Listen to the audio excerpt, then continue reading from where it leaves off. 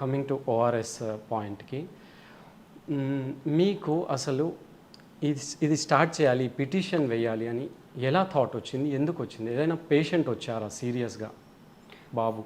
First అసలు petition వరకు వెళ్ళలేదు. It's just an observation. అంటే మనం అంటే మీరు డాక్టర్, మీకు తెలుసు విరోచనాలైనా ఇంకా ఏ కారణం వల్ల అయినా డీహైడ్రేషన్ ఉన్నప్పుడు మనం ఓఆర్ఎస్ అనేది ఇవ్వాలి. ఇదివరకు ఏముండే ఓరల్ రీహైడ్రేషన్ సాల్ట్, అది మనకి ఏముండేది 20 గ్రాముల ప్యాకెట్ ఉండేది, లీటర్ నీళ్ళల్లో కలపాలి ఇవ్వాలి.